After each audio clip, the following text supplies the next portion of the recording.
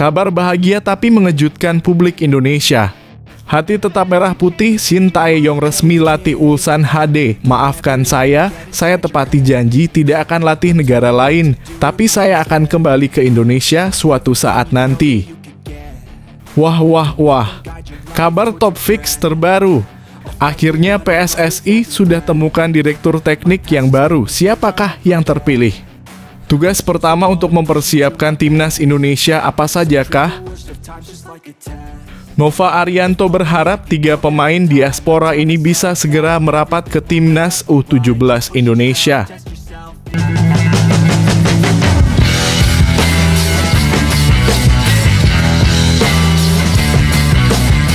Sebelum kita lanjut ke berita terlengkapnya, alangkah mulianya bagi kalian untuk tekan tombol like, dan yang belum subscribe, tolong subscribe channel ini. Kabar bahagia tapi mengejutkan publik Indonesia. Hati tetap merah putih, Shin Tae-yong resmi latih Ulsan HD. Maafkan saya tepati janji tidak akan latih negara lain, tapi saya akan kembali ke Indonesia suatu saat nanti. Setelah menuntaskan masa baktinya bersama tim nasional Indonesia, Shin Tae-yong resmi kembali ke Korea Selatan dan kini telah diumumkan sebagai pelatih kepala klub papan atas K-League Ulsan HD. Kepastian ini menjadi momen emosional bagi para pencinta sepak bola tanah air, mengingat jasa dan ikatan kuat sang pelatih dengan tim Garuda. Melalui pernyataan resminya, Shin Tae-yong menegaskan bahwa keputusannya untuk melatih Ulsan HD bukanlah bentuk pengingkaran terhadap janji yang pernah ia ucapkan, melainkan langkah profesional yang telah ia pertimbangkan matang-matang. Ia menekankan bahwa dirinya tetap memegang teguh janji untuk tidak melatih negara lain selain Indonesia. Saya pernah berkata, saya tidak akan melatih negara lain selain Indonesia. Saya menepati janji itu. Untuk saat ini, saya hanya akan melatih klub, bukan tim nasional negara manapun. Saya memilih Ulsan HD sebagai tantangan baru dalam karier saya, ujar Shin Tae-yong dalam pernyataan yang disampaikan dengan nada haru. Ulsan HD merupakan salah satu klub elite di Korea Selatan dengan sejarah panjang dan prestasi di kompetisi domestik maupun Asia. Meski menerima tawaran besar untuk kembali ke negaranya, Shin Tae-yong mengaku hatinya masih tertambat pada Indonesia. Ia menilai kepergiannya bukanlah perpisahan, melainkan sebuah jeda yang mungkin akan membawanya kembali suatu hari nanti. Bisa jadi di kemudian hari saya akan kembali melatih timnas Indonesia. Saya bangga pernah menjadi bagian dari Indonesia. Hati saya tetap untuk Indonesia. Selama saya hidup, saya merasa akan selalu punya kesempatan kembali ke sini, ujarnya penuh semangat. Shin Tae-yong juga menyampaikan permintaan maafnya kepada masyarakat Indonesia, terutama kepada para pendukung timnas yang telah memberinya dukungan penuh selama masa kepelatihannya. Ia memahami bahwa keputusannya bisa menimbulkan rasa kecewa, namun ia berharap publik mengerti bahwa langkah ini adalah bagian dari perjalanan profesionalnya. Maafkan saya jika keputusan saya melatih Ulsan HD mengecewakan banyak pihak di Indonesia. Saya tidak pergi karena ingin menjauh, tapi karena saya harus melanjutkan perjalanan karier saya. Namun percayalah, Indonesia selalu ada di hati saya, kata Shin dengan suara bergetar. Sejak dipercaya melatih timnas Indonesia pada akhir 2019, Shin Tae-yong telah membawa angin perubahan besar. Ia berhasil membentuk tim yang jauh lebih kompetitif, disiplin, dan punya daya juang tinggi. Ia juga memperkenalkan standar kebugaran dan taktik yang lebih modern, serta fokus pada pembinaan pemain muda. Di bawah asuhannya, timnas Indonesia berhasil mencapai final Piala AFF, tampil apik di kualifikasi Piala Dunia, serta menunjukkan perkembangan signifikan dalam struktur permainan. Tidak hanya tim senior, Shin juga aktif terlibat dalam pengembangan timnas U-Strip 20 dan U-Strip 23, menciptakan sistem yang berorientasi pada pembinaan jangka panjang. Kontribusinya dinilai luar biasa oleh banyak pihak, termasuk pengamat dan pelaku sepak bola nasional. Kini meski tak lagi berada di pinggir lapangan sebagai pelatih timnas, nama Shin Tae-yong tetap melekat dalam sejarah sepak bola Indonesia. Banyak pihak berharap ia akan kembali suatu saat nanti melanjutkan perjuangan yang sempat terhenti. Kepergian Shin Tae-yong bukanlah akhir dari kisahnya bersama Indonesia. Justru ini menjadi babak baru yang membuka kemungkinan kembalinya sang pelatih dengan pengalaman dan energi baru. Untuk saat ini, ia akan menghadapi tantangan besar di K-League bersama Ulsan HD, tetapi hatinya tetap bersemayam di tanah air. Ini bukan selamat tinggal. Saya akan kembali. Indonesia adalah bagian dari hidup saya, tutup Shin Tae-yong dengan penuh emosi. Masyarakat Indonesia kini hanya bisa mengucapkan satu hal, terima kasih, Coach Shin Tae-yong. Semoga sukses di Ulsan HD, dan kami tunggu kembalinya Anda ke pangkuan Garuda.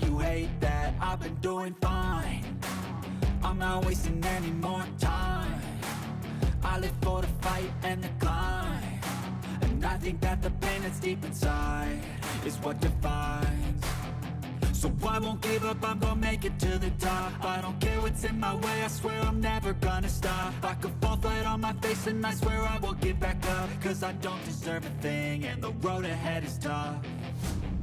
They'll try to kick you while you're down. They wanna rise up while you drown. They wanna fill your head with doubt. They're silently scared that you'll figure. Wah. Kabar top fix terbaru. Akhirnya PSSI sudah temukan direktur teknik yang baru. Siapakah yang terpilih? Tugas pertama untuk mempersiapkan timnas Indonesia apa sajakah? Ketua Umum PSSI Erick Thohir konfirmasi sudah menemukan sosok direktur teknik yang baru. PSSI memang sudah mencari sosok direktur teknik sejak awal 2025. Namun PSSI masih belum menemukan sosok yang tepat. Sedikit demi sedikit, PSSI telah melengkapi sosok yang mengisi jabatan teknis. PSSI telah merekrut Jordi Cruyff sebagai Technical Advisor dalam kurung penasehat teknis PSSI. Setelah itu, PSSI juga telah menunjuk Simon Tahamata sebagai Head of Scouting dalam kurung Kepala Pemandu Bakat. Erick Thohir selaku Ketua Umum PSSI akhirnya mengakui bahwa pihaknya telah sepakat dengan direktur teknik yang baru. Sosok direktur teknik tersebut sudah tanda tangan kontrak beberapa hari yang lalu. Iya kan technical direktornya juga baru mau datang gitu, ujar Erick Thohir dilansir bolasport.com dari YouTube Bola Bung Binder. Kita baru tanda tangan berapa hari yang lalu, lanjutnya. Meski begitu, Erick Thohir masih bungkam dengan sosok Dirtek yang baru. Orang nomor 1 di PSSI tersebut juga beberkan tugas Dirtek yang baru. Pihaknya ingin agar membantu timnas Indonesia perform di bulan Oktober dan November. Pada bulan November, timnas Indonesia senior bakal bertarung di ronde keempat kualifikasi Piala Dunia 2026. Pada ronde keempat nanti, timnas Indonesia bakal satu grup dengan Arab Saudi dan Irak. Skuad Garuda wajib merebut juara grup untuk mendapatkan slot terakhir tiket otomatis ke Piala Dunia 2026.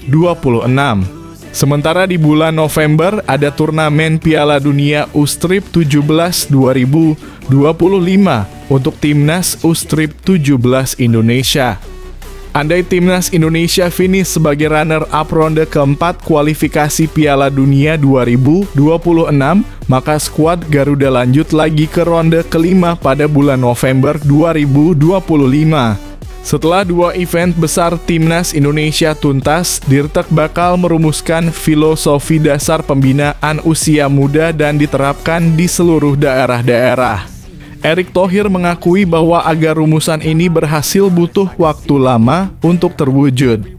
Ya, dia menjaga tim nasional performance dulu Oktober dalam kurung kualifikasi Piala Dunia 2026, November dalam kurung Piala Dunia U-Strip 17 2025, ujar Erick Thohir. Nanti mulai Desember tahun depan dia mulai lagi. Setelah oke meramu sistem tim nasional seperti apa mainnya. Ya, apapun yang nanti dia rumuskan dan dia percaya diri bisa nerapin di tim nasional, baru dia mulai bicara ke daerah. Ini loh playbooknya lanjutnya. Nah, itu kan perlu waktu semua. Tapi kan itu semua tapi harus tetap berjalan dengan prestasi yang sedang terjadi hari ini.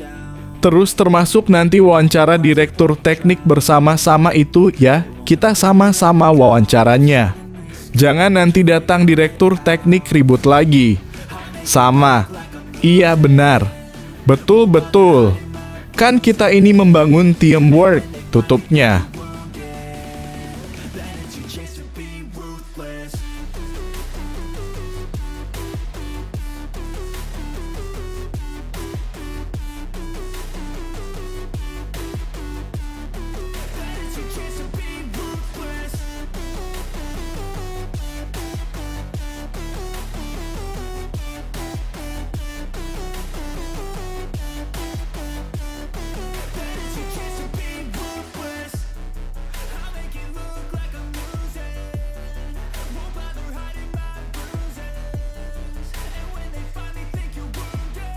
Nova Arianto berharap 3 pemain diaspora ini bisa segera merapat ke timnas U17 Indonesia. Nova Arianto sudah memilih 30 pemain timnas U17 Indonesia yang akan bermain di Piala Kemerdekaan 2025. Nova sedang mempersiapkan timnya jelang bertarung di Piala Dunia U17 2025 mendatang. Pemusatan latihan dalam kurung TC juga digelar di Bali hingga 6 Agustus mendatang dan mereka akan menuju Medan pada 7 Agustus. Ini jadi persiapan untuk mematangkan Garuda Asia karena mereka butuh uji coba melawan tim yang berkualitas.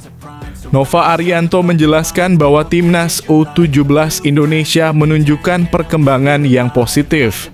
Semua pemain bisa melewati program yang disiapkan oleh tim pelatih untuk Piala Dunia U17. Namun mereka masih menunggu pemain-pemain baru yang akan segera bergabung ke tim. Perkembangan tim cukup baik. Memang fokus kami di Bali selain melihat beberapa opsi pemain baru. Ini menjadi start awal kami menuju Piala Dunia U17, kata Nova Arianto. 3 nama yang sudah ditunggu adalah Matthew Baker, Jacob Tanjung, dan Noha Simangunsong. Baker baru saja menjalani debut bersama tim senior Melbourne City dan harus segera merapat ke Garuda Asia. Sementara itu, Elizar bermain untuk Sydney II dan Noha membela NAC Breda Ustrip 15. Dia ingin Garuda Asia bisa datang dengan kekuatan terbaik di Piala Kemerdekaan 2025 nanti. Kami masih menunggu beberapa pemain untuk bergabung, seperti Matthew Baker, Eizar, Jacob Tanjung, dan Noha Simangunsong, tuturnya. Nova juga memberikan apresiasi kepada PSSI yang sudah memberikan kesempatan menjalani laga uji coba di Piala Kemerdekaan 2025. Apalagi ada Afrika Selatan U17 dan Tajikistan U17 yang merupakan kontestan Piala Dunia U17 2025. Ini jadi persiapan tepat agar semua pemain merasakan atmosfer kompetitif sebelum turun di turnamen mendatang. Tim pelatih juga ingin mendapatkan gambaran soal calon lawan Garuda Asia nanti. Saya menyampaikan terima kasih kepada PSSI karena sudah memfasilitasi kami untuk bisa mendapatkan lawan uji coba internasional. Kami sangat membutuhkan uji coba dengan karakter lawan yang mirip seperti yang akan kami hadapi di Piala Dunia U17 nanti, ujarnya.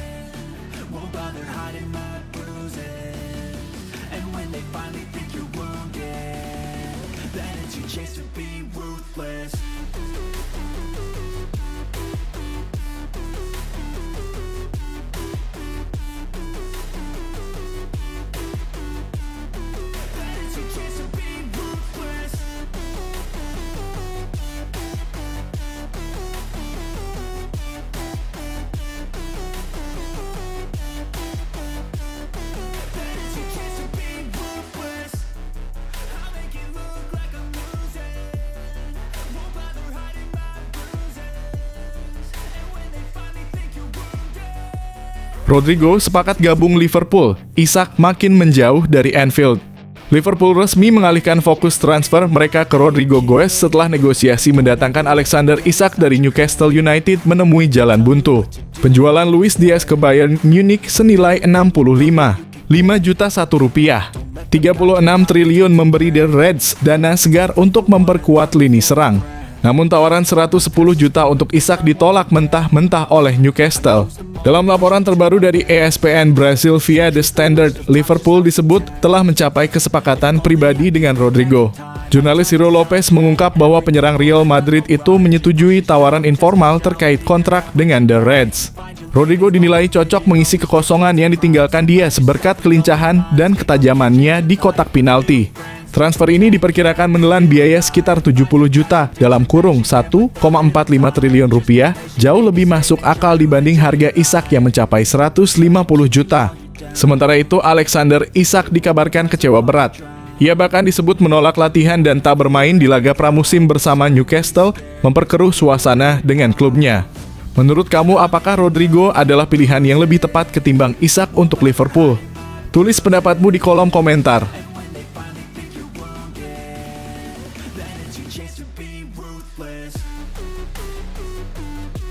Man City tawarkan Echeverri ke Girona, tapi sang pemain ingin AS Roma.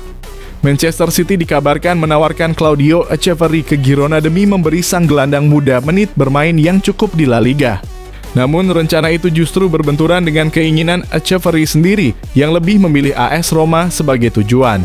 Pemain berusia 19 tahun asal Argentina tersebut memang masuk dalam radar AS Roma yang tengah membangun ulang lini tengah untuk musim depan. Daya jelajah, kreativitas, dan visi bermain Echeverri dianggap cocok untuk menambah kedalaman skuad Giallorossi, terutama saat lini depan mereka menemui kebuntuan. Direktur olahraga AS Roma, Friedrich Massara, terus berusaha meyakinkan Manchester City agar melepas Echeverri ke Olimpico, setidaknya dengan status pinjaman plus opsi beli. Sementara itu, City ingin tetap mempertahankan kendali atas masa depan sang pemain. Keinginan Echeverri sendiri cukup jelas, ia memprioritaskan Roma yang tampil di kompetisi Eropa ketimbang Girona yang absen dari pentas kontinental musim ini. Diskusi lanjutan antara Roma dan City kabarnya akan digelar dalam waktu dekat. Apakah City akan mengalah demi keinginan sang pemain? Menurut kamu, apakah Echeverri lebih cocok berkembang di AS Roma atau Girona? Tulis pendapatmu di kolom komentar.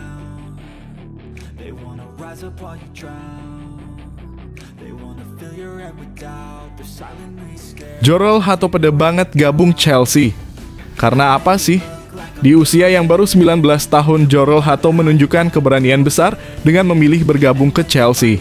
Bek muda asal Belanda itu tak gentar menghadapi tantangan Premier League karena merasa sudah cukup berpengalaman.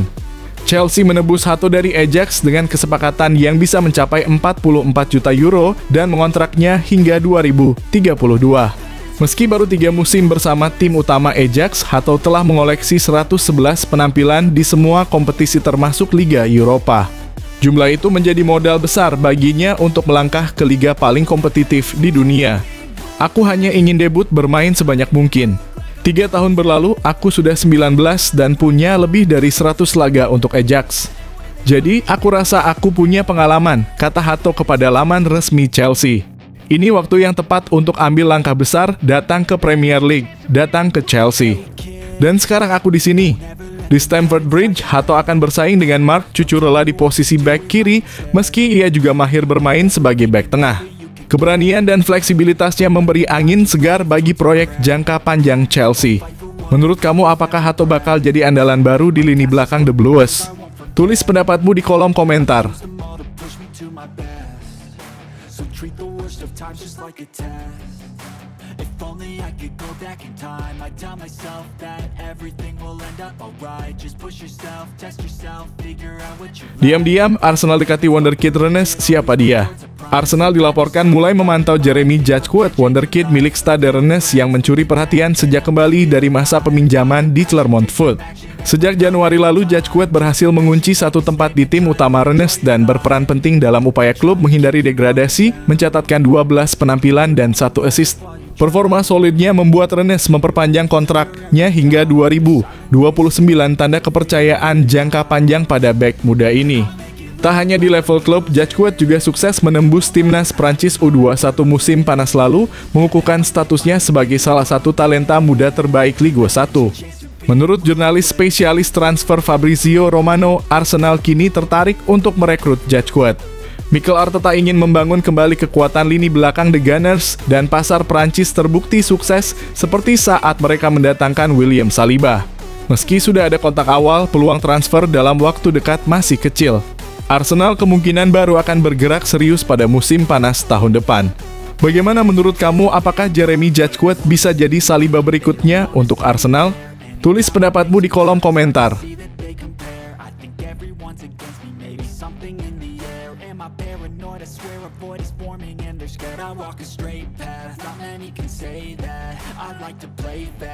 Real Madrid dikepung tawaran gila. Rodrigo dilirik Liverpool, Manchester City lebih gila-gilaan tawarkan Erling Haaland demi Jude Bellingham. Awal Agustus 2025, Real Madrid jadi pusat perhatian bursa transfer. Klub-klub elite Eropa berebut mengincar pemain mereka termasuk Liverpool dan Manchester City yang siap menggebrak dengan tawaran sensasional. Liverpool dilaporkan mengejar Rodrigo Goes setelah gagal mengamankan Alexander Isak. Bahkan winger Brasil itu kabarnya telah menyepakati syarat personal dengan The Reds, langkah serius yang patut diwaspadai Madridistas. Sementara itu, Arsenal dikabarkan menawar 75 juta untuk Aurelien Tchouameni. Tapi Madrid menolak mentah-mentah, menunjukkan bahwa sang gelandang tetap jadi pilar penting dalam proyek Xabi Alonso meski musim lalu tampil kurang maksimal. Namun yang paling mengejutkan, rumor pertukaran super antara Real Madrid dan Manchester City. Pep Guardiola disebut rela melepas Erling Haaland demi Jude Bellingham, gelandang muda andalan Madrid.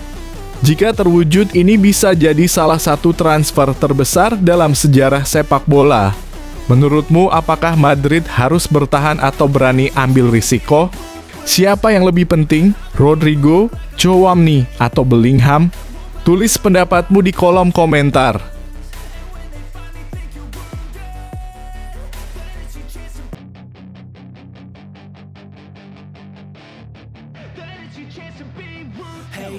Franco Mastantuono, anak ajaib Real Madrid, calon penerus Messi. Real Madrid resmi mendatangkan Franco Mastantuono dari River Plate musim panas ini. Disebut sebagai anak ajaib Argentina, pemain 17 tahun ini digadang-gadang bakal menjadi penerus Lionel Messi. Dengan mahar 45 juta euro, Madrid mengamankan jasa gelandang serang serba bisa ini. Bermain sebagai playmaker dan winger, Mastantuono telah mencetak 10 gol dalam 64 laga untuk River Plate, termasuk membawa klubnya menjuarai Supercopa Argentina 2023.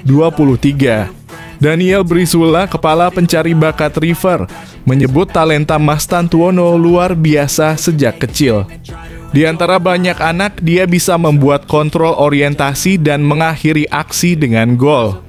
Saat itu saya tahu dia anak ajaib, ujarnya kepada Radio Marca. Brizuela yakin Mastantuono adalah sosok yang tepat untuk Real Madrid dan bahkan menyebutnya sebagai calon pemilik nomor 10 timnas Argentina di masa depan. Pemain muda ini sudah menjalani debut bersama Argentina saat melawan Chili, menjadikannya debutan termuda dalam sejarah tim Tango. Franco telah tiba di Spanyol dan akan segera diperkenalkan secara resmi. Bagaimana menurut kalian? Apakah Mastantuono memang pantas dijuluki pewaris tahta Messi? Berikan pendapatmu di kolom komentar.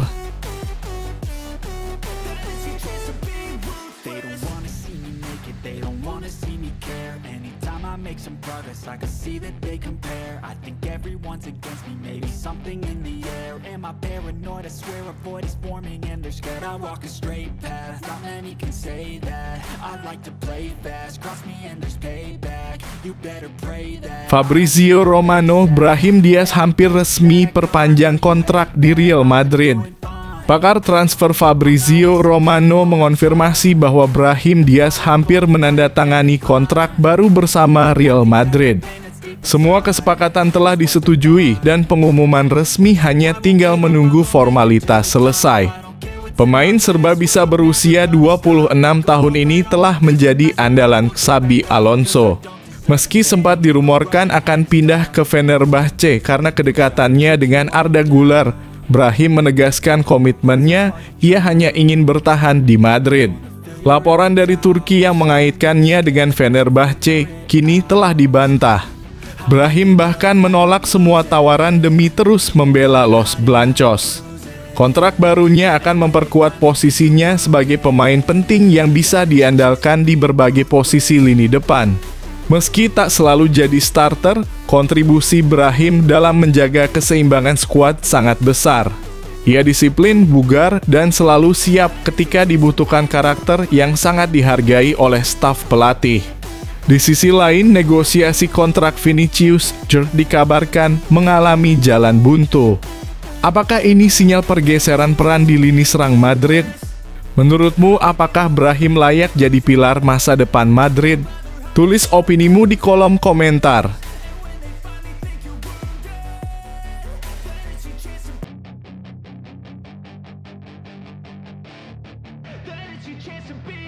Hey kid, don't ever let them get inside your head. They'll tell you what to do in life instead of everything you know that you could get. Don't let them guide your life towards regret. I'll fight for what I love with every breath. Dadakan, Real Madrid umumkan laga pramusim kontrak klub Austria WSG Tirol. Pemanasan ala Xabi Alonso. Real Madrid tiba-tiba umumkan satu laga uji coba pramusim yang akan digelar 12 Agustus mendatang melawan klub Austria WSG Tirol. Keputusan ini mengejutkan karena sebelumnya Los Blancos tidak menjadwalkan pertandingan pramusim sama sekali.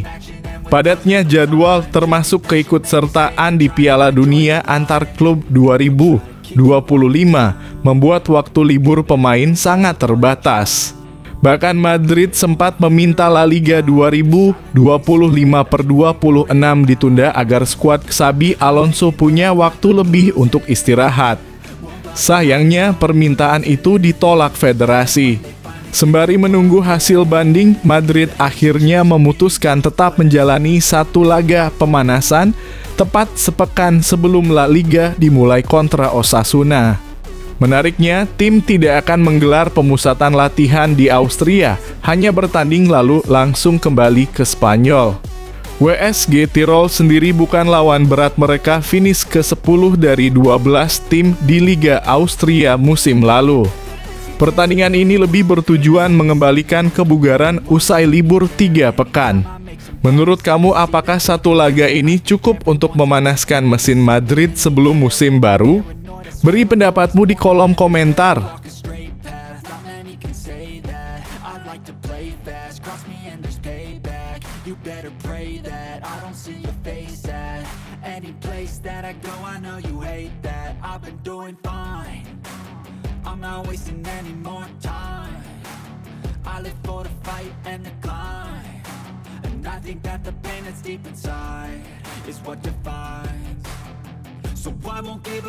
Belum bisa ikat tali sepatu, Gavi tantang Real Madrid dengan pernyataan sombongnya. Gelandang muda Barcelona Gavi kembali jadi sorotan usai mengeluarkan pernyataan yang menyentil Real Madrid.